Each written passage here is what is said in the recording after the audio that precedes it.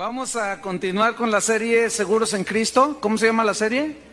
Seguros en Cristo. Ya vamos en la 13ª enseñanza. El título del tema de hoy es Ocupaos en vuestra salvación. Y hemos estado estudiando acerca de la seguridad de la salvación, de la doctrina de la gracia. Y estamos viendo algunos versículos que cuando nosotros los leemos, sacados del contexto, así nada más, directamente, sin estudiar lo que viene en su contexto, y parece como que sugieren que la salvación se pierde. Entonces yo quiero que vayamos a uno de estos textos y vamos a aprender cosas muy interesantes. Filipenses capítulo 2. Filipenses 2, versículo número 12. Filipenses 2, 12. Cuando lo tengan, digan ya lo tengo. Ok. Dice así: por tanto, amados míos, le decía Pablo a los filipenses, como siempre habéis obedecido. O sea que los filipenses se distinguían porque eran obedientes. Ok. No como en mi presencia solamente, sino mucho más ahora en mi ausencia. Ocupaos en vuestra salvación con temor y temblor. Este texto lo leemos así, sobre todo la última frase, ocupaos en vuestra salvación, y decimos, bueno, tenemos que ocuparnos para cuidarla porque la podemos perder. Así es como suponen algunos cuando lo leen superficialmente, pero la palabra ocupaos viene del griego katerchazomai, que significa trabajar. Significa llevar a cabo algo. Significa, en este caso, llevar a cabo el trabajo. Pero habla de un trabajar continuo, persistente, perseverante, día con día. Y este trabajar para llevar a cabo, esta ocupación para llevar a cabo el trabajo significa la formación de Cristo en nosotros los que creemos, los creyentes. Eso significa ocupaos en vuestra salvación. La palabra salvación se entiende bajo los principios que nosotros vimos la semana pasada, que lo que indica el conjunto de la frase. Entonces, aquí yo les voy a hacer una pregunta. Dice aquí, ocupaos, trabajar significa, llevar a cabo el trabajo. Y les pregunto, entonces, esto significa que debemos trabajar continuamente para que por las buenas obras nosotros podamos preservar la salvación que nos dio el Señor por gracia por medio de la fe, porque corremos el peligro de perderla. ¿Eso significa? No, un rotundo no, es obvio. ¿Sí? Otra pregunta, entonces, ¿a qué se refiere Filipenses 2:12? Vamos a aplicar otra vez el principio del contexto. Vamos al capítulo 1. Capítulo 1. Vamos al versículo 3. ¿Ya lo encontró? Dice Pablo: doy gracias a mi Dios siempre que me acuerdo de vosotros. Siempre en todas mis oraciones, rogando con gozo por todos vosotros. ¿Rogando qué? Fíjense, ¿qué pedía Pablo? Por vuestra comunión en el Evangelio. Significa vuestro trabajar en lo que dice el Evangelio, ya como creyentes, creyendo, poniendo en práctica la palabra de Dios, desde el primer día hasta ahora. Se refiere desde el día que ellos creyeron hasta ese tiempo. Versículo 3. Estando persuadido de esto, dice Pablo, que el que comenzó en vosotros la buena obra. ¿Qué significa empezó en vosotros la buena obra? Significa la formación de Cristo en nosotros. No significa la obra de la salvación, porque la salvación esa la obtenemos por gracia, por medio de la fe, y eso es en un instante. ¿Sí? Entonces, porque el que empezó la obra, el que comenzó en vosotros la obra, la perfeccionará. O sea, en el momento en que tú recibiste a Cristo, ahí empezó una obra de Dios dentro de nosotros. ¿Cuál obra? Formar a Cristo en nosotros, formar el carácter de Cristo en nosotros. Y esa obra que Él empezó la perfeccionará, es decir, la irá puliendo cada día, cada día. Por eso dice en 2:12, ocupaos, trabajar continuamente en vuestra salvación, es decir, en la obra de la formación de Cristo dentro de nosotros. Dice entonces que esa buena obra que Él empezó la perfeccionará hasta el día de Jesucristo. ¿Qué significa esto? Que no dejaremos, Dios no dejará de hacer la obra en nosotros y nosotros de poner atención en formar a Cristo cada día hasta que Cristo venga. Es decir, este proceso de perfeccionamiento durará, ¿cuánto durará? Toda la vida, toda la vida. Dice el versículo número 7, como me es justo sentir esto de todos vosotros, pues por cuanto os tengo en el corazón y en mis prisiones, y en la defensa y confirmación del Evangelio, todos vosotros sois participantes conmigo de la gracia. ¿Ven? Ahí está, ya son salvos. Pero ahora el que empezó la obra tiene que seguir trabajando en nosotros. Porque Dios dice, me es testigo de cómo os amo a todos vosotros con el entrañable amor de Jesucristo. Y esto pido en oración, que vuestro amor abunde aún más y más en ciencia y en todo conocimiento, para que aprobéis lo mejor, a fin de que seáis sinceros e irreprensibles para el día de Cristo, cuando Él venga. Ahora quiero que notes el versículo 11. Cuando Él venga, nos quiere encontrar ¿cómo? Llenos de frutos de justicia que son por medio de Jesucristo, para gloria y alabanza de Dios. Entonces, es claro que el contexto nos está hablando de una formación de Cristo en nosotros. Ahora, si ustedes van al versículo 15, dice, algunos a la verdad predican a Cristo por envidia. Fíjate, predicar a Cristo por envidia. ¿Puedes creer eso? Pues ahí está. ¿Cómo es predicar a Cristo por envidia? Unos predican a Cristo por envidia y contienda. Otros de buena voluntad. ¿Cómo predicas tú el Evangelio? ¿Por envidia? ¿Por contienda o de buena voluntad? Entonces aquí Pablo está poniendo en entredicho actitudes del corazón, forma de proceder de cada cristiano. Ok, en el versículo 21 dice, porque para mí el vivir es Cristo y el morir ganancia. Es decir, él no tenía otra razón de vivir si no era Cristo.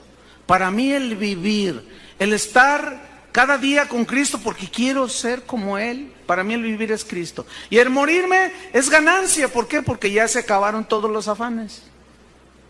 Entonces dice, nos vamos hasta el versículo, al capítulo 2. Dice, por tanto, ese por tanto es una frase que tiene conexión con lo que se dijo en el capítulo 1. Por tanto, en vista de lo que acabamos de leer, que el que empezó en nosotros la buena obra la perfeccionará, que quiere que tengamos fruto de justicia porque Él nos va a dar galardones, que tengamos actitudes correctas, que no haya contiendas ni envidias, sino buena disposición de corazón. Capítulo 2, versículo 1. Por tanto, si hay alguna consolación en Cristo, fíjense, consolación en Cristo, si algún consuelo de amor, si alguna comunión del Espíritu, si algún afecto entrañable, si alguna misericordia, fíjense, todo esto que estamos viendo aquí está hablando del carácter de Cristo, que los filipenses deberían demostrar también. Afecto entrañable, misericordia, consuelo de amor, consolación. Versículo 2, completen mi gozo, sientan lo mismo, dice, teniendo el mismo amor, unánimes, fíjate, amor, unidad, sintiendo una misma cosa. Versículo 3, Nada, nada, absolutamente hagáis por contienda. ¿Cómo predicaban algunos? Por envidia y contienda.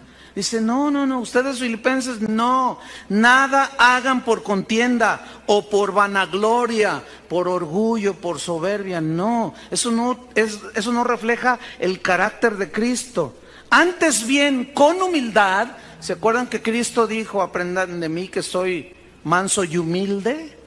La humildad es el carácter de Cristo. Cristo era humilde. Y entonces Pablo dice, ustedes también, mejor con humildad, dice, estimando cada uno a los demás como superiores a él mismo. O sea, humildad.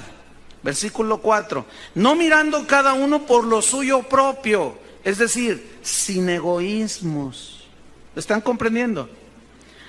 Sino cada cual también por lo de los otros, es decir, con un espíritu altruista, con un espíritu bondadoso, generoso, de amor, de consolación, de perdón. Eso era lo que Pablo les está escribiendo a los filipenses, que significa el que empezó la buena obra la terminará. Entonces les dice, ustedes despójense de toda contienda, envidia. No, ustedes no. Ustedes hagan las cosas sin egoísmos, háganlo de buena gana. Porque Dios, cuando venga Jesús, quiere encontrarlos con mucho fruto de justicia que abunde en vuestra cuenta, para que reciban galardón completo. Entonces, fíjense, entramos al versículo 5. Haya pues en vosotros este sentir que hubo también en Cristo Jesús. ¿Cuál sentir? De humildad. Fíjense, este sentir se refiere a actitud. El sentir se refiere a la disposición de obediencia a Dios, para que entonces se pueda formar Cristo en nosotros. Fíjense en el versículo 6. Primero en el 5 dice, haya en vosotros este sentir que hubo también en Cristo Jesús. La pregunta es, ¿qué significa haya en vosotros este sentir que hubo en Cristo? Seguimos leyendo. El cual, o sea, Cristo, siendo en forma de Dios, no estimó el ser igual a Dios como cosa a que aferrarse. Como diciendo, bueno, yo soy Dios, ¿por qué tengo que hacer lo que morir por ellos en la cruz? No, Él no se aferró, dice, sino que se despojó a sí mismo, tomando forma de siervo, hecho semejante a los hombres, y estando en la condición de hombre, se humilló a sí mismo. ¿Se acuerdan que dice en el versículo 3, con toda humildad? Y luego dice acá que se humilló. Haya pues ese sentir que hubo en Cristo, haya en vosotros ese sentir que hubo en Cristo, se refiere a eso, querer ser como Él. ¿Cuántos quieren ser como Él? Ok, sigo leyendo. Versículo 8, y estando en la condición de hombre se humilló a sí mismo, haciéndose obediente, digan todos obediente. Es decir, voluntariamente se hizo Él obediente. ¿Qué les dijo en el versículo 12? Por tanto, amados míos, como siempre habéis obedecido. Es decir, los filipenses estaban muy bien entendidos de que Cristo quería formarse en ellos, que la voluntad de Dios era que ellos reflejaran a Cristo, y es lo mismo para nosotros hoy. Entonces, retomo el versículo 8, diciendo que se hizo obediente, pero esa obediencia lo llevó ¿hasta dónde? Hasta la muerte, y muerte de cruz. Versículo 9, por lo cual, por tal razón, Dios también le exaltó hasta lo sumo, y le dio un nombre que es sobre todo nombre, que en el nombre de Jesús se doble toda rodilla de los que están en los cielos, y en la tierra y debajo de la tierra, y toda lengua confiese que Jesucristo, ¿qué? Es el Señor, para gloria de Dios Padre. Y es continuo el versículo 12. Por tanto, ¿qué significa ese por tanto? Es una conexión que hay con lo dicho en el capítulo 1 y en el capítulo 2. Repito, ¿qué les dijo en el capítulo 1 y en el capítulo 2? Que sean como Cristo. ¿Estamos o no? Humildes, sin envidia, sin contienda, sin celos, sin egoísmos. Por tanto, dice, en vista de esto, amados míos, dice, como siempre habéis obedecido, no como en mi presencia solamente, como para querer quedar bien con Pablo, sino mucho más ahora en mi ausencia. Ocupaos en vuestra salvación con temor y temblor. ¿Qué significa ocupaos? Trabajar continuamente, ¿en qué? En que Cristo sea formado en vosotros. Entonces, ese ocupaos no se está refiriendo a cuidar la salvación, porque ahí salvación no significa condenación del infierno, sino salvación ¿de qué? De las contiendas, de las envidias, de los celos, del egoísmo, y mostrar un espíritu humilde y, como hijos de Dios, obedientes. ¿Qué es entonces el que comenzó la buena obra? El que comenzó a formar a Cristo en vosotros, no va a dejar de trabajar en vosotros hasta que Cristo venga por cada uno de ellos. ¿Entendieron, hermanos? Ok, vamos al versículo 13, perdón. Entonces dice al final del 12, ocupaos en vuestra salvación, en que Cristo se forme, con temor, con temblor, es decir, con preocupación, pero no la preocupación así de nervios y eso, sino poniendo atención. Versículo 13, porque Dios es el que en vosotros produce así, el querer como el hacer por su buena voluntad. Pregunto, ¿qué significa que Dios produce en vosotros el querer? ¿El querer qué?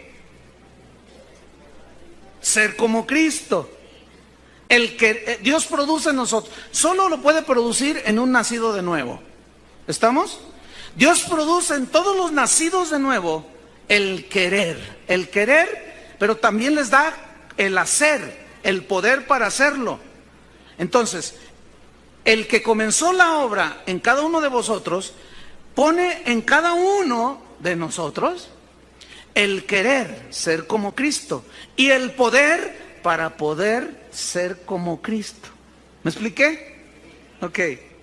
Versículo 14, reitera San Pablo, haced todo sin murmuraciones y contiendas, para que seáis irreprensibles y sencillos hijos de Dios, sin mancha en medio de una generación maligna y perversa, en medio de la cual resplandecéis como luminares en el mundo.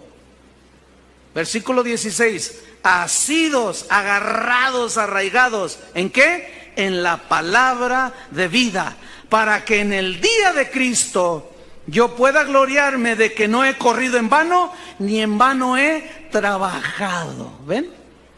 ¿Cuál era el trabajo de Pablo? El que yo estoy haciendo ahorita. ¿Qué estoy haciendo ahorita? Enseñándoles de cómo podemos ser formados a la imagen de Cristo. Que el carácter de Cristo sea formado en nosotros. Por eso Pablo decía, por lo tanto, pues, ocúpese cada uno en esas áreas que sabe que son flacas, débiles. Ocúpense con preocupación, poniendo atención. ¿Por qué? Porque miren, ya Dios puso el querer como el hacer. Ser como Cristo, pero también les puso el poder para que ustedes lo puedan lograr. Dice, hagan todo pues sin murmuraciones ni contiendas, para que seáis irreprensibles y sencillos hijos de Dios. En medio de un mundo perdido, ustedes resplandecen como luminares, dice.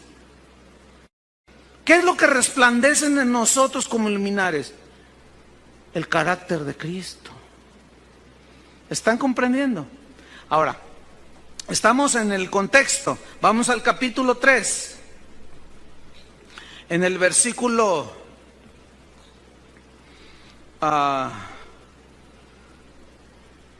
vamos al 7. Pero un poquito más arriba para tomarle más sentido. El 4, 3:4. Aunque yo tengo también de qué confiar en la carne, aquí carne significa en los logros de la naturaleza carnal caída. Si alguno piensa que tiene de qué confiar en la carne, yo más, decía Pablo. ¿Por qué? Miren, yo fui circuncidado al 8º día, cumplieron mis padres con la ley, y yo desde chiquito, fíjense, Bien. Del linaje de Israel. Wow. De la tribu de Benjamín. Hebreo de hebreos. En cuanto a la ley, fariseo. Es decir, estricto observador de los ritos de la ley. Eso es un fariseo. Versículo 6. En cuanto a celo, nadie me puede decir nada. Perseguidor de la iglesia. En cuanto a la justicia que es en la ley, irreprensible. O sea, Pablo era un hombre realmente notable en cuanto a la observancia de la ley. Pero recuerden que a él mismo le fue revelado que por las obras de la ley ninguno será justificado. Por eso dice en el versículo 7, pero cuantas cosas eran para mí ganancia. ¿Cuál ganancia? Lo de arriba que acabamos de leer. Dice, las he estimado como pérdida por amor de Cristo. Y ciertamente, aún estimo todas las cosas como pérdida. Todas las cosas. ¿Cuáles cosas? Todos los logros de la carne. ¿Estamos? Las estimo como pérdida. Por la excelencia del conocimiento de Cristo Jesús. Es decir, ya no me importa todo aquello. Ahora lo que me importa es conocer a Cristo más. Ya lo conocí cuando nací de nuevo, pero ahora Él quiere perfeccionarse en mí. Empezó una buena obra y tiene que trabajar con mi carácter, con mi forma de ser, con mi forma de pensar. Cuando me vengo a dormir a la iglesia, todo eso tiene que trabajar el Señor. ¿Verdad que sí? ¿Qué más dice? Por la excelencia del conocimiento de Cristo Jesús mi Señor, por amor del cual lo he perdido todo, dice. Ese perdido todo se refiere a los logros de la ley, los logros de la carne. Y lo tengo por basura para ganar a Cristo. ¿Qué significa tengo por basura? La palabra griega que se usó para traducir basura es una palabra griega que significa estiércol, significa excremento, así significa, es fuerte. La traducción aquí, lo tengo por basura, bueno, le pusieron basura para que no se escuchara tan fuerte. Pero ¿alguno trae una Biblia donde dice estiércol? Mire, ahí está uno, ¿alguien más trae? Allá está otro, allá está otro. Entonces me están dando la razón, ¿verdad? Es que el estiércol huele mal. Escuchen bien, ¿qué tenía por estiércol, por excremento maloliente Pablo? ¿Todo qué? Todos los logros de la carne, todos los logros, toda la justicia propia la tenía como algo maloliente que no servía para nada.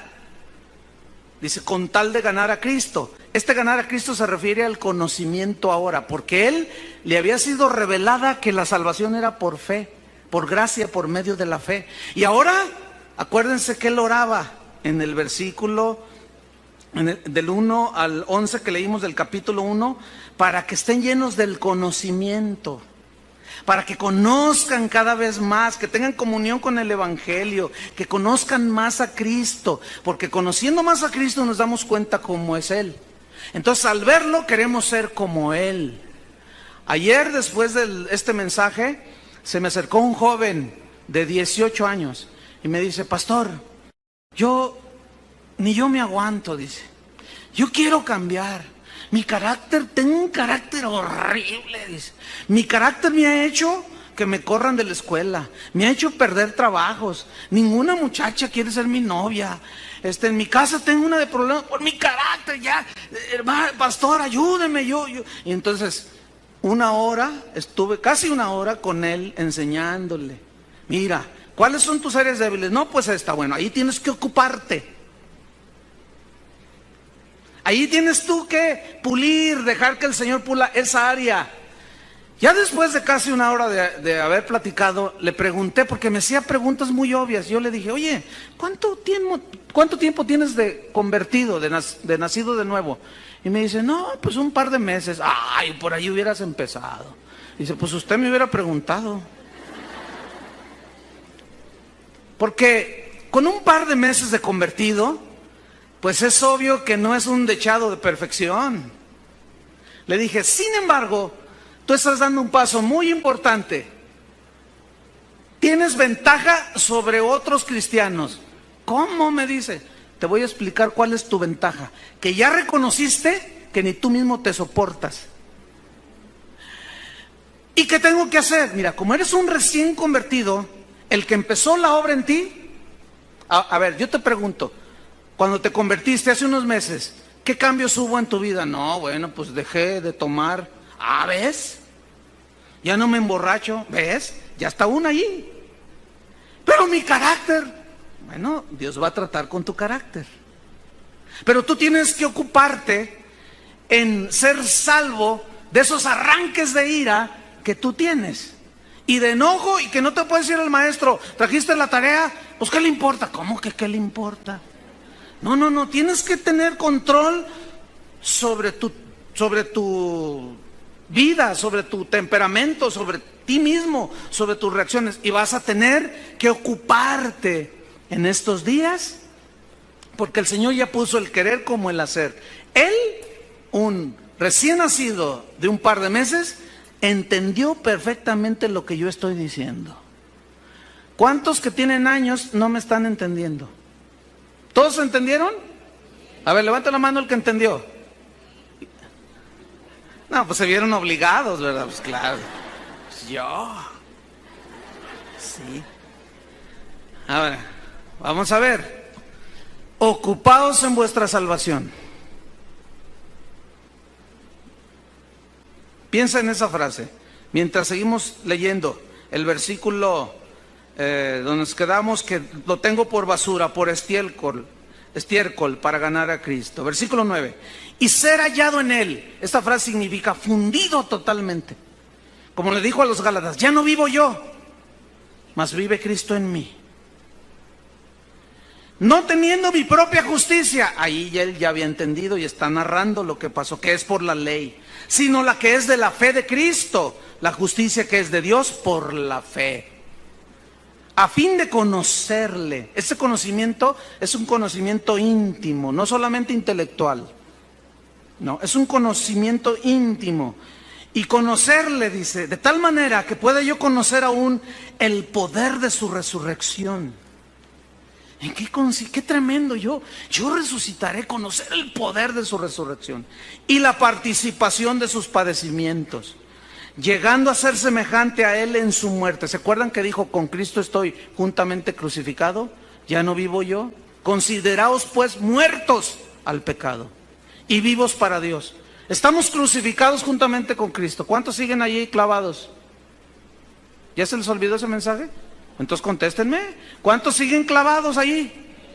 ¿Tan poquitos? Bueno, vamos al mensaje número 7 para volver a explicarles. ¿Cuántos siguen clavados allí? Ya se murieron al pecado. Estamos muertos. Por medio del bautismo enterraron al muerto. Cuando nos sacaron del bautismo, simbolizamos que hemos resucitado, pero todavía no se da ese evento. Pero en tanto se da, estamos siendo madurados y perfeccionados. Y Dios trabaja en nosotros. Por eso, una vez más, debemos de recordar y entender que los que aman a Dios, todas las cosas les ayudan para bien. Que te corrieron del trabajo, Dios está tratando contigo. Que te robaron tu carro, que te lo chocaron, no sé, infinidad de tribulaciones, infinidad de pruebas que Dios usa. ¿Para qué? Para formar a Cristo en nosotros. Eso es que Él empezó la obra y la está perfeccionando hasta que venga Cristo. Porque nos quiere encontrar con la mejor vestimenta posible y nos quiere entregar galardones. Sigo leyendo. Versículo 11. Si en alguna manera llegase a la resurrección de entre los muertos. Porque él creía que Pablo estando en vida iba a venir Cristo, dice. Pero si no, pues en la resurrección, versículo 12. No que lo haya alcanzado ya. ¿Alcanzado ya a qué se refiere? ¿Alcanzar su salvación? No. Alcanzado, no es que lo haya alcanzado ya. A ver, piénsenle. ¿Qué significa? Ser como Cristo. Todavía no lo he alcanzado ya. ni que ya sea perfecto. Todavía no. Porque esa perfección se va a lograr hasta que Cristo venga, la perfección total. No que yo ya lo haya alcanzado, ser como Cristo. No soy perfecto todavía. Él reconocía que el que había empezado la buena obra lo seguía perfeccionando, aún a él mismo. Dice, sino que prosigo, camino hacia adelante, por ver si logro hacer aquello para lo cual también fui también nacido por Cristo Jesús. Escuchen bien, ¿qué significa por ver si logro hacer aquello por lo cual también fui nacido por Cristo? Fíjense, alcanzar aquello para lo cual que se logre en mí. Cuando Cristo me alcanzó a mí, ¿para qué me alcanzó? ¿Para qué me asió? ¿Para qué me tomó? ¿Para qué me llamó? ¿Para qué me hizo hijo suyo? ¿Para qué? Para hacerme como Él. Romanos 8:29. Y a los que llamó, esos también predestinó para que fuesen hechos conformes a la imagen de su Hijo Jesucristo. Eso significa asirme de Él, así como Él me asió, y yo quiero que se logre en mí, yo quiero poner lo mío. Eso significa ocuparse en la salvación, no en cuidarlo porque se me pierde. Versículo 13. Fíjate lo que dice. Hermanos, yo mismo no pretendo haberlo ya alcanzado, lo aclara. No, todavía me falta mucho, yo mismo estoy siendo perfeccionado. Pero una cosa hago, olvidando ciertamente lo que queda atrás y extendiéndome a lo que está delante. 14. Prosigo a la meta. ¿Cuál es la meta? Aquí. ¿Alguien me puede decir? Llegar a ser como Cristo. Muy bien. Esa es la meta. Prosigo a la meta, porque la meta no es la salvación, porque la salvación esa ya la tenía Pablo. Cuando él dice, dejo todo atrás, prosigo a la meta. ¿Qué es la meta? Llegar a ser como Cristo. ¿Cuántos reconocen que no lo hemos alcanzado ya, esa meta todavía?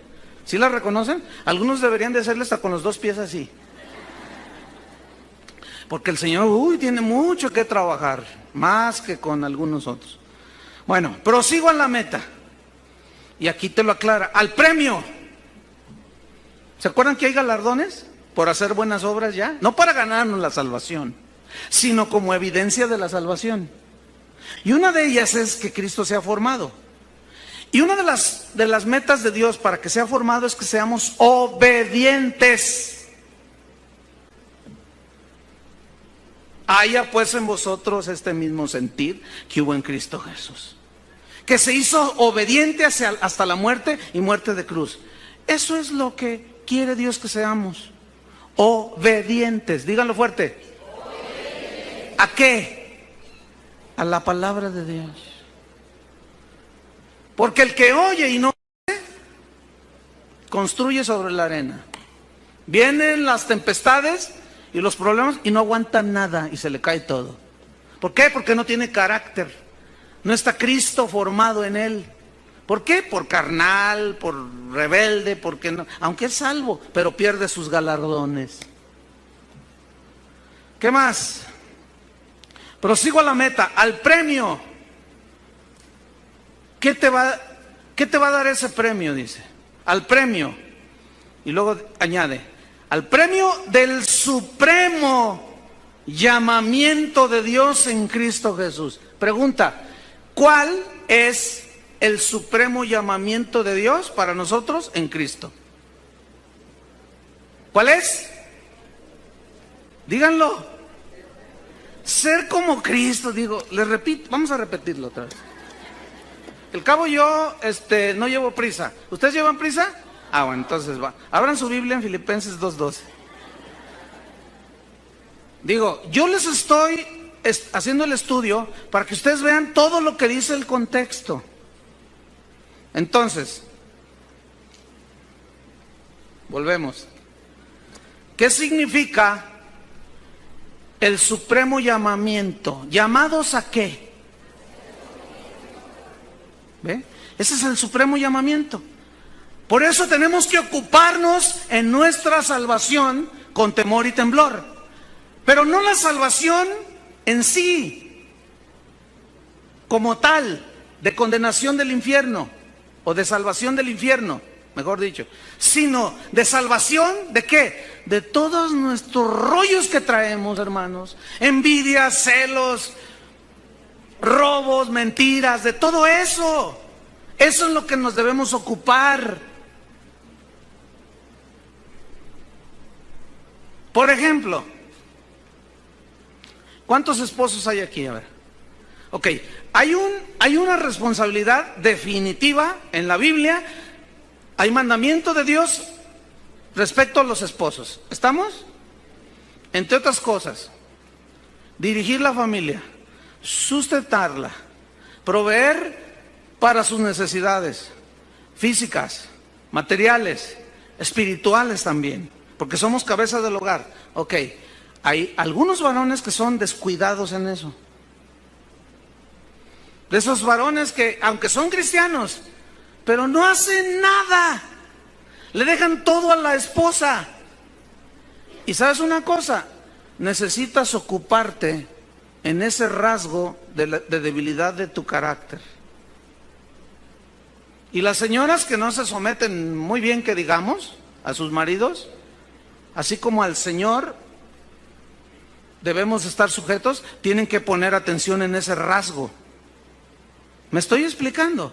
Tenemos que ocuparnos en esas cosas para que cuando Él venga nos encuentre como luminares, como alguien que brilla el carácter de Cristo. ¿Se acuerdan que dijo Él? Ustedes son la luz del mundo. Y el mundo va a ver vuestras buenas obras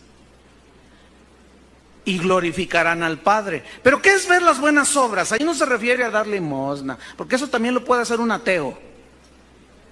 ¿A qué se refiere? A ser como Cristo, a reflejar el carácter de Cristo. ¿Estamos? Entonces, ¿qué es el llamamiento qué es el supremo llamamiento de Dios en Cristo Jesús? Ser como Cristo. Tenemos que trabajar, hermanos. ¿Cuáles son tus puntos débiles? A ver, piensa así rápido. ¿Cuáles son? ¿Eres envidioso? ¿Eres celoso? O como me dijo un varón ayer también. Me dijo, ay pastor, yo todavía digo unas palabrotas. ¿Cuánto tienes de cristiano? No, pues como 10 años. No. Eres un descuidado. A ese punto ya deberías tú tener control sobre lo que hablas. ¿No es cierto? Ok, ¿qué debo hacer? Bueno, pon atención a esa área. Es que se me salen. Oye, pastor, ¿qué Dios no va a juzgar por la intención? Yo lo digo así nomás. La Biblia es clara, ninguna palabra corrompida salga de vuestra boca. No maldigáis. Ese es un ejemplo. A ver, piensen, ¿qué es unas debilidades tuyas? Yo sé cuáles son las mías. Y yo me ocupo en ellas.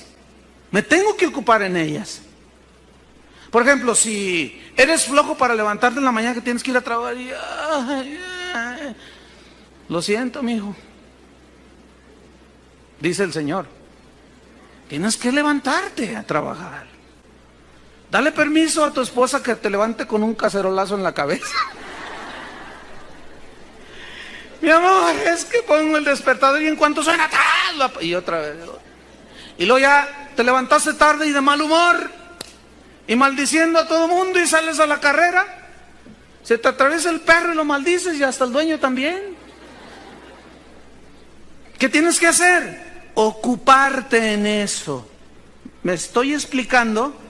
Tienes que decir, bueno, me voy a dormir 1 hora más temprano. Ya no voy a ver tanto los protagonistas del mundial. Y me voy a descansar 1 hora más para levantarme bien. Tienes que poner cartas en el asunto. Porque Él empezó la buena obra, pero necesita tu obediencia. ¿A poco crees que Dios va a llegar y te va a manipular y ya te cambió? No, no es así. Tienes que disponerte. Es obediencia. Y en la obediencia está implicada la voluntad. Quiero, obedezco. Quiero, desobedezco.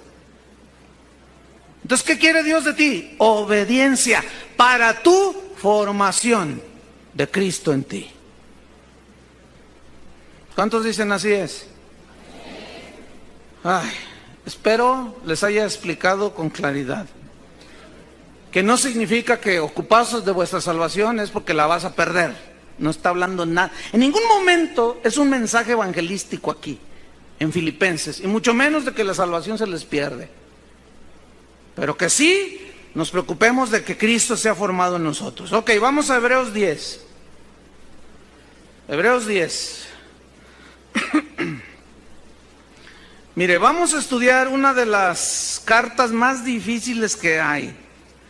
Por una sencilla razón, de que es una de las epístolas más profundas que hay en la Biblia, y junto con la de Romanos. No solo son las más difíciles de entender y de estudiar, sino aún de explicar, porque requiere un conocimiento previo del Antiguo Testamento. Y yo entiendo que muchos de ustedes son nuevos, que no tienen un conocimiento previo del Antiguo Testamento, entonces van a tener que ser pacientes con esto. Y la paciencia es un fruto. Es que Dios los va a probar si son pacientes o no. Porque como es difícil esta carta, parece como que al estarla enseñando se va a tornar un poco aburrido. Pero no está aburrido. Lo que pasa es que muchos, al no entender, al no sentirse emocionados, quieren ser ricos, sí, y como nos vamos a meter a las profundidades de la palabra de Dios, pues a muchos les va a ser así como que, ay, y se van a echar un sueñito. Pero yo quiero animarlos a que no permitan, tengan control sobre ustedes mismos y no se duerman. Porque esto que vamos a estudiar a continuación es un bistec de este tamaño, así gordote, bien cocidito. ¿Para qué? Para que crezcan bien, fuertes. ¿Cuántos quieren estar fuertes? Entonces no se duerma, porque nadie puede comer dormido. Ok, Hebreos 10, 26. Porque si pecaremos, voluntariamente, después de haber recibido el conocimiento de la verdad, ya no queda más sacrificio por los pecados. ¿Ya ve, pastor? Si pecamos voluntariamente después de haber recibido el conocimiento de la verdad, ya no queda más sacrificios por los pecados. Y volvemos al mismo punto. Leemos, porque si pecaremos voluntariamente, ¿a qué se refiere? Cuando nosotros leemos así nada más, pecar voluntariamente decimos, bueno, ofender a mi mamá, robarme lo que no es mío, pecar voluntariamente. Está allí el billete de 500 pesos no es tuyo y dices, yo sé que robar es malo, pero, y está ahí la tentación y dices, pero yo los necesito. Entonces tú ya lo tomas y te lo llevas y dices, pues pequé voluntariamente. Porque si lo leemos así nada más, pues eso dice, ¿cierto? Pero ¿qué les parece si estudiamos el aburrido contexto? ¿Quieren estudiar el aburrido contexto? Sí, ¿ya ven? Pues sí, ok, vamos para allá. Vamos a estudiar el aburridísimo contexto. ¿Qué significa pecar voluntariamente? Escuchen bien. Se refiere a los judíos. ¿A quién fue escrita la carta a los hebreos? A los judíos. ¿Qué creían los judíos? Que la salvación venía por hacer las obras de la ley, ¿cierto? Entonces la discusión de todo el libro de Hebreos es de que no es cierto que la ley justifica, sino la fe en el sacrificio y el derramamiento de Cristo, de su sangre en la cruz del Calvario. De eso trata, lo van a ver. Entonces, ¿qué se refiere a pecar voluntariamente? Se refiere a los judíos que deliberadamente y hasta con soberbia rechazaban el único sacrificio que era capaz de borrar sus pecados, el sacrificio de Cristo. Pecar deliberadamente aquí tiene una connotación que se refiere única y exclusivamente a rechazar el mensaje de que Cristo es el único que puede salvar. Se los voy a demostrar con el contexto, ¿ok? Vamos al capítulo 9, versículo 24. Porque no entró Cristo en el santuario hecho de mano, figura del verdadero. Se refiere al tabernáculo que tenía Israel, ¿se acuerdan? Donde había un atrio, un lugar santo, un lugar santísimo. Dice, no entró Cristo en el santuario hecho de mano, que era figura, sombra del verdadero, sino que entró en el cielo mismo, en la misma presencia del Padre, para presentarse ahora por nosotros ante Dios. Versículo 25. Pero lo hizo no para ofrecerse muchas veces, como entra el sumo sacerdote en el lugar santísimo cada año con sangre ajena. ¿Sangre de quién? De animales, muy bien. Versículo 26. De otra manera, le hubiera sido necesario padecer muchas veces, desde el principio del mundo. Pero ahora, en la consumación de los siglos, se presentó una vez para siempre por el sacrificio de sí mismo para quitar de en medio el pecado. Yo quiero enfatizar la frase quitar. En el griego original significa borrar completamente. Es decir, que ya no existen más. Ya fueron borrados. Eso era diferente a la sangre que el sacerdote tomaba de los animales, la llevaba al propiciatorio, rociaba en el propiciatorio. ¿Se acuerdan que estaba el arca y el propiciatorio? Y era para decir, Señor, sé propicio, es decir, perdona nuestros pecados, Señor. Y luego el sumo sacerdote salía con una rama de hisopo, la impregnaba de sangre y rociaba, simbolizando perdón de pecados. Pero esos pecados no eran borrados, eran cubiertos solamente. Era como ponerles algo nada más encima. Pero aquí dice que el Señor se presentó para quitar de en medio el pecado. Ok, versículo 27. Y de la manera que está establecido para los hombres que mueran una sola vez, y después de esto, el juicio. Escúcheme, este solo versículo contradice terminantemente la filosofía de la reencarnación. ¿En qué consiste? En que tú puedes tener múltiples vidas, de que tú mueres y según te hayas portado, reencarnas. Si te portaste mal, reencarnas en una rata. Si te portaste, pues más o menos, en una cucaracha. Si te portaste, pues mejorcito, en una vaca. Háganme el favor. Por eso hay en Tailandia y en muchos países, Indonesia, hay templos que están llenos de ratas. ¿Se han fijado en eso? No sé cuántos han visto en la televisión. Y tú dices, ay, ¿por qué no las matan? No, porque dicen, no la mates, no voy a ser mi abuelita. No, eso es lo que es en serio, ¿eh? Suena así irracional y ridículo, pero esa es la ridiculez de esa filosofía. Está establecido para los hombres. ¿Quién lo estableció? Dios. Que mueran una sola vez. Y después de eso, juicio. No hay reencarnación y cosas de esas, no existe eso. ¿Qué más? Versículo 28. Así también, Cristo fue ofrecido una sola vez. ¿Cuántas veces? Una. Para llevar los pecados de muchos. Esos muchos son los que han creído y los que creerán. Y aparecerá, vendrá por segunda vez Cristo, sin relación con el pecado, es decir, no tiene nada que ver ya cuando Él venga por los que creyeron con cuestión de que si eres pecador o no. Ya no, ya vendrá sin relación con el pecado. en cuanto a nosotros, porque el versículo termina diciendo, vendrás en relación con el pecado, versículo 28, véanlo allí, para salvar a los que le esperan. Pregunta, ¿para salvarlos de qué? ¿De la condenación del infierno? No, ¿por qué?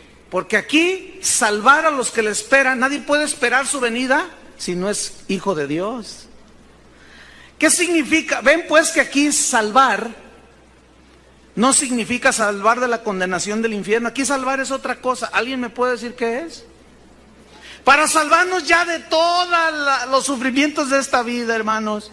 Porque cuando estemos con Él allá, yo me tengo que ir, dijo. En la casa de mi Padre hay muchas moradas. Yo voy a prepararles lugar para vosotros, pero vendré otra vez y os tomaré a mí mismo para que donde yo estoy, vosotros también estéis. Allá en el cielo no habrá más llanto, ni tristeza, ni dolor. Vendrá a salvar a los que le esperan. ¿Qué significa salvar a los que le esperan? Que ya se va a acabar todo afán, toda lágrima, todo llanto, preocupación, todas las luchas, ya se acabará. ¿Quiénes serán salvados? El que persevere hasta el fin, este será salvo. ¿De qué? De todo eso. Porque ya somos salvos.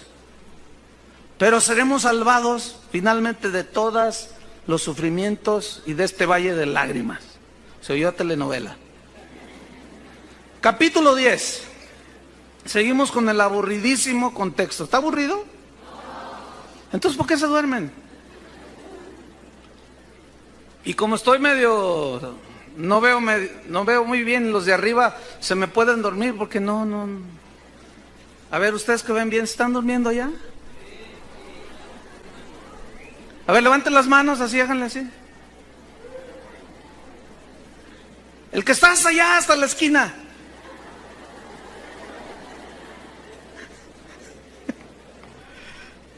Ve, el que está hasta arriba en la esquina, ve arriba en tu techo, ¿ves el hoyo que está ahí? Por ahí entra un rayo. ¿De veras? Ok, ¿seguimos? Capítulo 10. Entonces Él vendrá por los que le esperan. Capítulo 10, versículo 1. Porque la ley de Moisés, teniendo la sombra de los bienes venideros, no la imagen misma de las cosas, es decir, todo en el Antiguo Testamento era simbolismo, no era sustancia. Todo esto, dice, los sacrificios de animales, nunca puede, por los mismos sacrificios que se ofrecen continuamente cada año, hacer perfectos a los que se acercan. Nunca puede. ¿Qué significa que nunca puede hacer perfectos? Que nunca pueden darnos una salvación como lo hace la sangre de Cristo. Eso significa, nunca puede hacernos perfectos delante de Dios. ¿Cómo nos ve Dios a los que hemos nacido de nuevo delante de Él? ¿Cómo nos ve? Perfectos. ¿Qué significa perfectos? ¿Que no fallamos? No. Aquí perfectos, ven, aquí encontramos otra vez lo mismo. Aquí perfectos tiene otra connotación. ¿Qué significa? Que delante del Padre estamos sin mancha. ¿Por qué? Porque nuestros pecados ya han sido borrados. Eso significa, Él ya nos ve como perfectos. Ninguna condenación hay para los que están en Cristo Jesús. Ninguna. ¿Cuántos están en Cristo? Ninguna condenación hay. Ninguna. Pero ¿y el pecado que hice ayer? Confiésalo a Dios y Él es fiel y justo y te perdonará y te limpiará de maldad.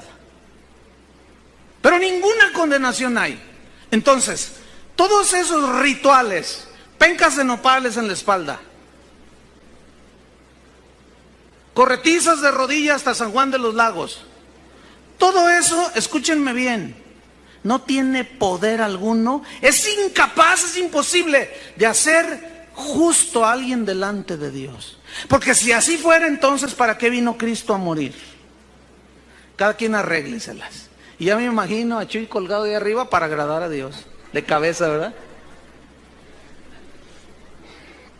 Versículo número 3. No, en el 2. De otra manera, dice, cesarían de ofrecerse los sacrificios estos, porque ya hicieron perfecta a la gente. Pues los que los tributan este culto limpios una vez, no tendrían ya más conciencia de pecado. Pero en estos sacrificios cada año se hace memoria de los pecados, ¿ven?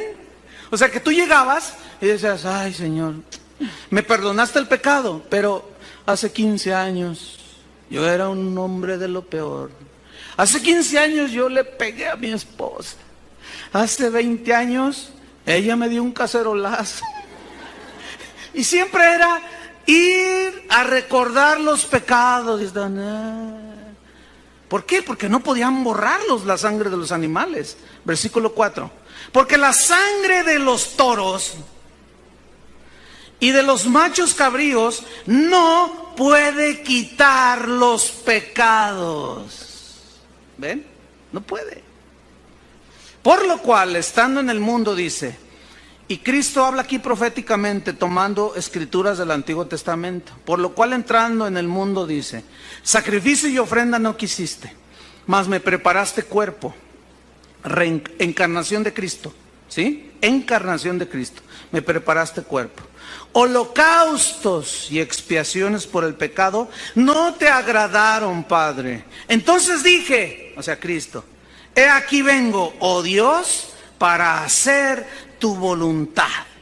Como en el libro, en el rollo del libro está escrito de mí, diciendo primero, sacrificio y ofrenda y holocausto y expiaciones por el pecado no quisiste, ni te agradaron, las cuales cosas se ofrecen según la ley. Y diciendo luego, he aquí vengo, oh Dios, para hacer tu voluntad, quita lo primero para establecer lo último. ¿Qué es lo primero que lo quitó? El sacrificio de animales. Y establece lo último, el sacrificio de Jesucristo. Versículo 10. En esa voluntad somos santificados. ¿Qué significa eso? En esa voluntad del sacrificio que Jesús tuvo para morir por nosotros. En esa voluntad que Él tuvo para morir por nosotros, somos santificados. ¿Qué significa esto? Perfecta salvación. Eso significa. Mediante la ofrenda del cuerpo de Cristo, hecho, ¿cuántas veces? Una vez para siempre. Versículo 11. Y ciertamente todo sacerdote está día tras día ministrando. Pero estos sacerdotes no son sacerdotes católicos, son del Antiguo Testamento, del linaje de Leví.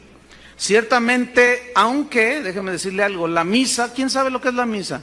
Es una repetición del sacrificio de Cristo, lo cual está en contra de lo que estamos leyendo. Porque ¿cuántas veces fue sacrificado Cristo? Una sola vez. ¿Ven? Ok, sigo leyendo. Ciertamente todo sacerdote está día tras día ministrando y ofreciendo muchas veces los mismos sacrificios que nunca pueden quitar los pecados. Nunca, ¿se imaginan? Wow. Versículo 12, pero Cristo, habiendo ofrecido una vez para siempre, ya no hay más, una sola vez, un solo sacrificio por los pecados, se ha sentado a la diestra de Dios. De ahí en adelante esperando.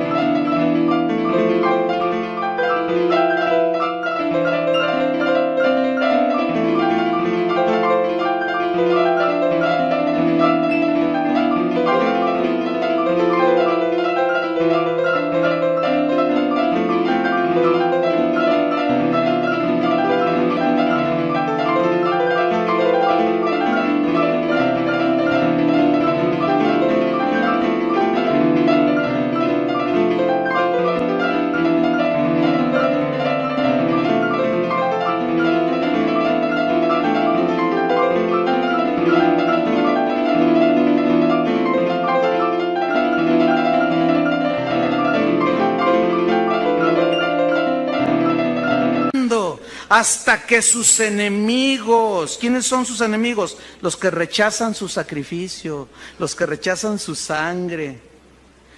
En este caso, los hebreos que rechazaban la sangre de Cristo y preferían la sangre de los animales. De ahí en adelante, esperando hasta que sus enemigos sean puestos por estrados de sus pies, porque con una sola ofrenda hizo perfectos para siempre a los santificados. ¿Qué es perfectos? Salvación eterna, intocable, inmanchable, inmarcesible, incorruptible. ¿Qué hizo el Señor con una sola ofrenda? Nos hizo ¿qué? Perfectos. ¿Qué es perfectos? Ya no se nos imputa pecado, porque hemos creído y han sido borrados nuestros pecados. Versículo 15. Y nos atestigua lo mismo el Espíritu Santo. ¿Qué es lo mismo? De que la sangre de Cristo, el sacrificio de Cristo es suficiente. Nos atestigua lo mismo el Espíritu Santo. Porque después de haber dicho, este es el pacto que haré con ellos. Después de aquellos días, dice el Señor, pondré mis leyes en sus corazones y en sus mentes las escribiré. Añade, escuchen esto. Está permitido que se desmayen, que griten, que aplaudan, que no sé, lo que quiera hacer, quedarse así maravillado, pasmado. Yo no sé cuál quiera ser su reacción, pero escucha este versículo y añade, y nunca más me acordaré de sus pecados y transgresiones. Nunca más.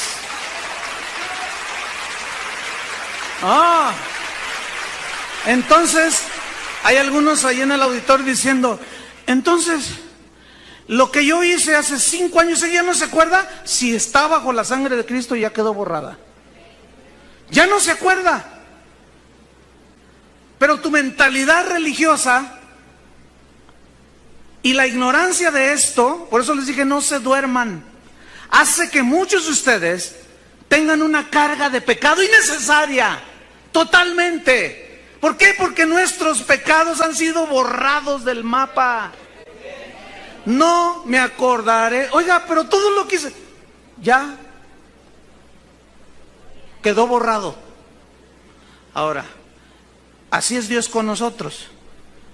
Pero hay señoras con sus maridos que no son así.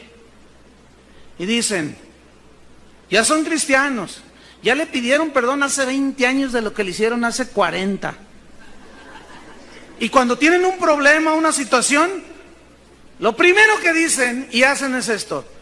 Sí, mira, lo recuerdo perfectamente, hace 25 años. Es más, hoy, 9 de julio, se cumplen 25 años que tú me dijiste cara de lagartija.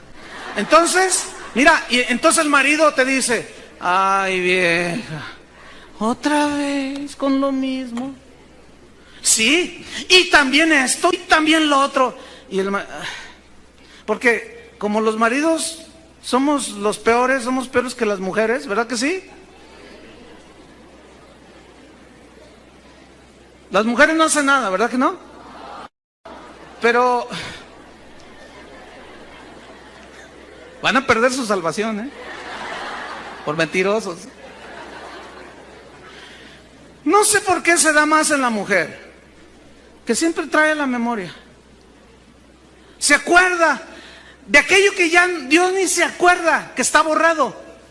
Escuchen bien, si queremos ser sanos espiritualmente, psicológicamente, mentalmente, no traigamos a la memoria los pecados que ya están borrados. Escúchame, mujer, si ya te pidió perdón el cocodrilo de tu marido, el elefante de tu marido, si ya te pidió perdón, ¿qué hizo Dios con esos pecados? Los borró, ya no se acuerda, pues bórralos también tú. Y no digas, eres el mismo. Eres el mismo. No has cambiado nada. No es cierto, señora. Sí cambió. Si es nacido de nuevo, ya no es el mismo. Que está en proceso, esa es otra cosa muy diferente. Que está en proceso de que Cristo se forme en él, eso es muy distinto. Pero ya no es el mismo, porque es nueva criatura. Y Dios no se acuerda de sus pecados y está perfecto delante de Dios el cocodrilo de su marido. ¿Cómo la ve? Entonces, ¿qué tiene que hacer usted, señora? A usted no le voy a decir ni jirafa ni nada. ¿Qué va a hacer? ¿Qué tiene que hacer, señora? Ya no diga, ni saque lo de tantos años. Y va a ver cómo su marido va a empezar a levantarse así. Porque lo tiene todo cargado y siempre es el mismo, y él es el mismo, y que yo no sé qué. Es más, le voy a decir al pastor, y que ya lo trae. Pobre viejo. Ya déjelo. Mire, Dios ya lo dejó y lo libró de condenación. ¿Quién es el que hace ese trabajo de condenación? El diablo. Deje de ser su aliado. Y ya. No me acordaré más de qué dice, de sus pecados y transgresiones. Versículo 18. Pues donde hay remisión, perdón de estos pecados, no hay más ofrenda por el pecado. Gloria a Dios. Ya no. Ahora, ¿qué nos queda? Que Cristo se forme en nosotros. Por eso debemos ocuparnos en esto. Versículo 19. Así que, hermanos, teniendo libertad, los hermanos son los que han creído. Los que no han creído, pues esos no son hermanos. Y esos no tienen esta libertad. Teniendo libertad para entrar en el lugar santísimo, por la sangre de Jesucristo, escuche, no por la sangre de toros o de animales. Dice, libertad para entrar por el camino nuevo. ¿Por qué nuevo? Por el camino del sacrificio de Cristo. Vivo. Sacrificio vivo, porque Cristo está vivo y nosotros estamos vivos también.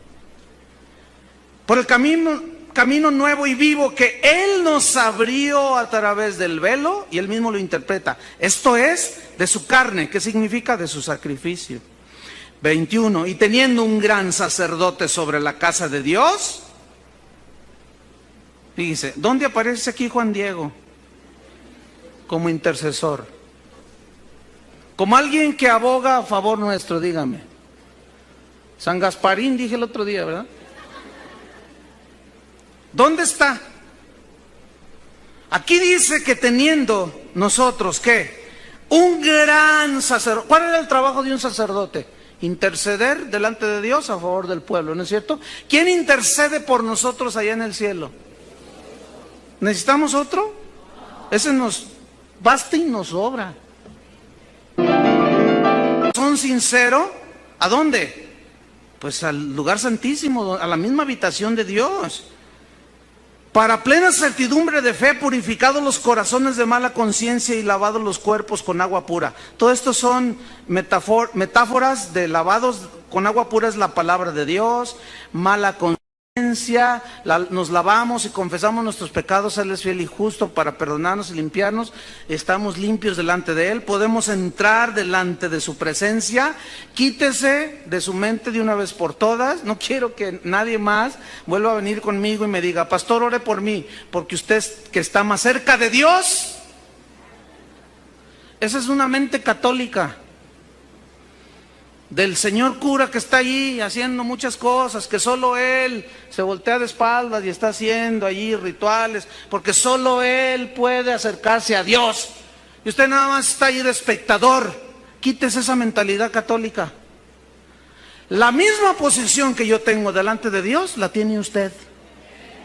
Entonces no me vuelva a venir, por favor, con el cuento ese de que usted que está más cerca de Dios. No me venga con eso. Porque en primer lugar no voy a orar y lo voy a empujar al lugar santísimo. Me pasé. Le voy a dar una empujadita yo. No vengas con eso conmigo. Tú puedes directamente acercarte. ¿Qué dice en el versículo número 19? Así que hermanos. No dice así que pastores. ¿Verdad que no? Así que sacerdotes. No. Hermanos, cualquiera. ¿Qué más? Versículo 23. Mantengamos firme sin fluctuar la profesión de nuestra esperanza, porque fiel es el que prometió. Y considerémonos unos a otros para estimularnos al amor y a las buenas obras, no dejando de congregarnos, y yo añadiría, y no dormirnos. no dejando de congregarnos ni de dormirnos, como algunos tienen por costumbre.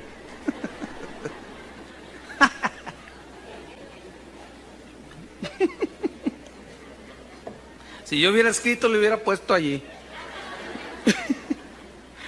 Como algunos tienen por costumbre, sino exhortándoos, dice, animándoles, y tanto más cuando veis que aquel día se acerca. Ahora, aquí entramos en el final. Porque si pecaremos voluntariamente, después de haber recibido el conocimiento de la verdad, ya no queda más sacrificio por los pecados. ¿Qué significa si pecaremos voluntariamente después de haber conocido la verdad? Aquí pecar es rechazar, escúcheme bien, aquí pecar es rechazar voluntariamente el sacrificio de Cristo y preferir el sacrificio de los animales, porque la carta está dirigida a los judíos. Pero ¿cómo aplica hoy nosotros? Pecar voluntariamente sería para alguien que después de habérsele explicado que solo el sacrificio de Cristo es capaz de quitar, borrar los pecados, todavía dice, no, pero mi penca de nopales en la espalda, de aquí a Zapopan. No, es que eso no tiene poder. Eso no te hace perfecto delante de Dios. Es más, Dios ya no quiere sacrificios. Ya se sacrificó una sola vez Cristo, ya no hay más sacrificio. No. Yo y mi peregrinación arrastrándome de aquí hasta Tepa. Tú dices, pero entiende, por el amor de Dios, Cristo ya pagó todo. ¿Por qué haces todo eso y te vas arrastrando? Pues para ganarme mi salvación. No, no. Y tú le explicas, no. Y le dices, y lo iluminas con la predicación del evangelio. No, mira, Cristo ya murió por ti. Porque si así fuera por lo que tú haces, entonces, ¿para qué vino Cristo a morir? Nos hubiera dejado así y que cada quien haga lo que pueda. No, no, no, no, no, no. No, pero yo voy a seguir con mi penca de nopales. Así me enseñaron mis padres. Eso significa pecar voluntariamente. Lo retomo. Si pecaremos voluntariamente después de haber recibido el conocimiento. ¿Qué es recibido el conocimiento? Un mensaje. Aquí la palabra que se tradujo conocimiento es epignosis, que significa, escuchen, esto es bien interesante. Después de haber recibido el epignosis, el conocimiento, significa conocimiento intelectual solamente. De mera información, como un ateo puede tenerlo. Los demonios también creen, tienen conocimiento de que está ahí Dios, pero ellos no se arrepienten, ellos no hacen nada. Y esa es la fe de los demonios. Entonces, si nosotros pecamos voluntariamente, se refiere pues a rechazar voluntariamente. Nadie nos está forzando a aceptar a Cristo o a rechazarlo. Y pecar voluntariamente es rechazar voluntariamente, ¿qué?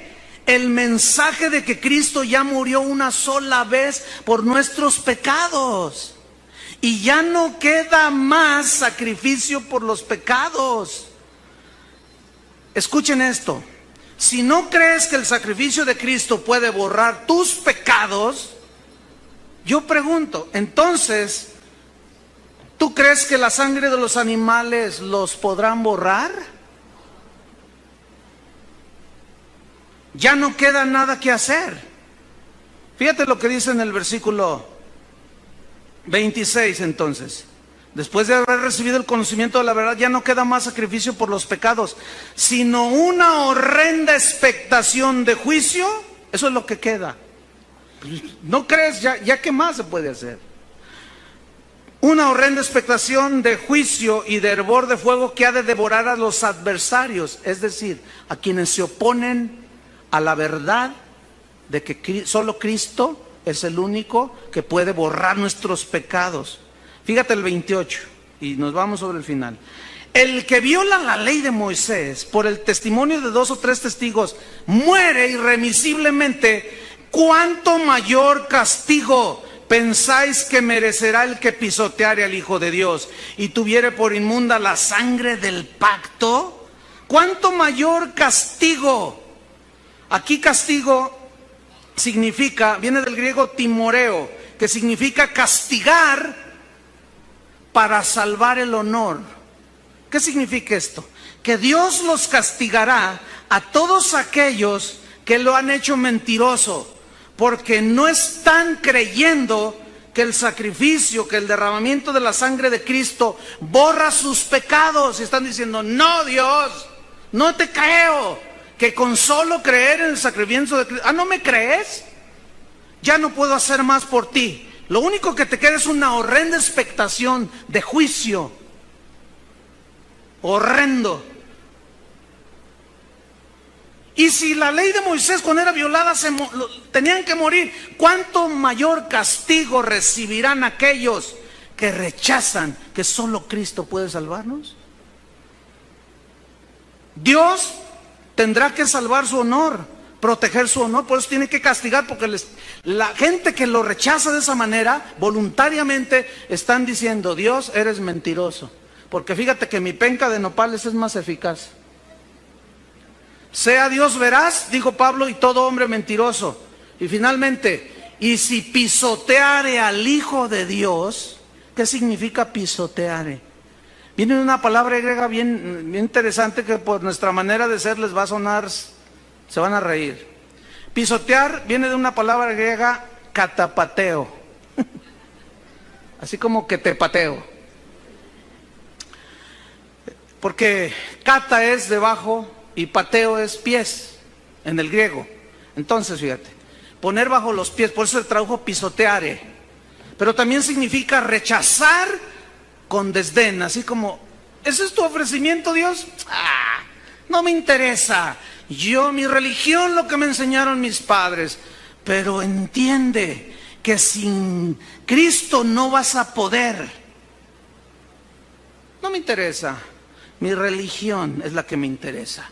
Y finalmente dice, pisotear al Hijo de Dios y tuviere por inmunda la sangre del pacto. Inmunda, ¿qué significa?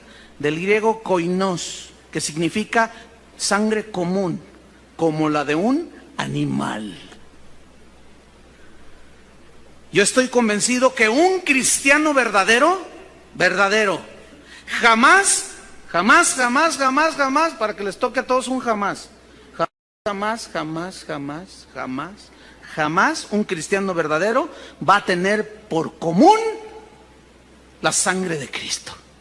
Eso es imposible, ¿sí o no? Al contrario, para nosotros la sangre de Cristo nos limpia de todo pecado, nos limpia de toda maldad. Entonces, a estos que les está hablando, si pecan voluntariamente, si rechazan voluntariamente la sangre de Cristo y pisotean al Hijo de Dios que la derramó y tienen su sangre como sangre de animales, ¿qué dice el versículo 31? Horrenda cosa es caer en manos de un Dios vivo. ¿Te imaginas? Nada más que ustedes no se preocupen, los nacidos de nuevo. Ustedes, si son nacidos de nuevo, no, el versículo 31 no tiene aplicación para ustedes. Les está hablando a los que pecan deliberadamente. Reitero, no está hablando de pecar y perder la salvación. No, ya vimos todo el contexto. Se refiere a rechazar el hecho de que solo la sangre de Cristo nos puede borrar y perdonar nuestros pecados. Ahora, ¿cuántos tienen ya esa sangre sobre ustedes? Cierren sus ojos un momento. Vamos a tomar un par de minutos. No se vaya nadie, por favor, todavía. Vamos a hacer algo. Es muy posible que aquí haya personas, en este auditorio ahora, que se han expuesto a esta enseñanza y no tienen a Cristo. No tienen la salvación, pero que quieren reconocer que son pecadores. ¿Hay alguien aquí en este auditorio que quiera entregar su vida a Cristo y sus pecados sean borrados? Levante su mano. ¿Habrá alguien? Hay algunas personas con su mano levantada.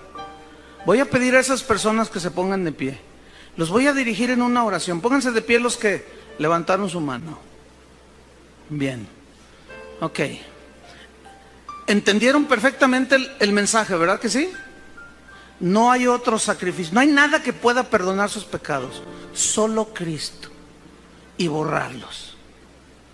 Cuando nosotros nos acercamos, como lo van a hacer ustedes, a Dios, creyéndole lo que hizo en Cristo, viene la salvación a ustedes. Van a abrir su boca y en voz audible van a decir esta oración para el Señor, no para nosotros. Yo los voy a dirigir. Díganle: Padre, te doy gracias porque esta mañana es especial para mí, porque he entendido que solo la sangre de Cristo puede borrar todos mis pecados. Reconozco que soy pecador y que todas mis buenas obras que hice para ganar la salvación son nada y las tengo por basura en este momento. Señor, te recibo como mi Salvador. Suficiente, no hay otro. Perdona mis pecados, bórralos, Señor, con tu sangre preciosa y hazme nacer de nuevo. Dame una vida nueva en el nombre de Jesús. Dirige mi vida de aquí en adelante en el nombre de Cristo Jesús. Entrego mi vida, tómala, Señor, y hazme una nueva criatura. Amén. Déjenme decirles algo a los que se pusieron de pie, que ahora son por la fe hijos de Dios. Hoy acaba de empezar una buena obra en ustedes. ¿Qué? Cristo formándose en cada uno de ustedes. Trabajen en eso cada día. Ahora quiero hacer otro llamamiento a todos aquellos que reconocen que les hace falta ser más a la imagen de Jesús. ¿Cuántos reconocen? Aquí deberíamos de ponernos de pie todos. ¿Sí? Ok. Vamos a hacer algo rápido. A estas alturas tú ya debes de reconocer cuáles son tus puntos débiles, con los que estás batallando, vamos. Puede ser mentiras, maledicencia, robo, qué sé yo, tantas cosas. Cierra tus ojos. Ahora, identifica esas cosas. Pueden ser muchas, pero las que vengan primero a tu mente. Bueno, escúchame bien. En esas cosas vas a ocuparte. En esas cosas vas a poner atención. En esas cosas el Señor ha producido en ti el querer y te está dando el poder, te ha dado el poder para hacerlas. Entonces tú vas a poder controlar ese carácter horrible, vas a poder controlar tu boca que maldice. Seguramente no será dentro de 10 minutos o una hora o mañana, pero es un proceso, ¿entienden? Ocupaos, sean obedientes, por lo tanto, ocúpense en su salvación con temor y temblor. Ocúpense en despojarse, sean salvos de los egoísmos, de las envidias, de los celos, de las griterías. Padre, en el nombre de Jesús, reconocemos que no lo hemos alcanzado ya, pero seguimos a la meta, al premio del supremo llamamiento de Dios en Cristo Jesús. Todos los que estamos aquí, nacidos de nuevo, anhelamos ser como Jesús. Y el que empezó la obra en nosotros, la terminará hasta el día de Jesucristo. Eso significa el que persevere hasta el fin será salvo. ¿De qué? De todos esos egoísmos, de las luchas, de las tribulaciones, de las vicisitudes de la vida. Porque salvos somos por la fe en Cristo Jesús. Amén. Que Dios los bendiga mucho.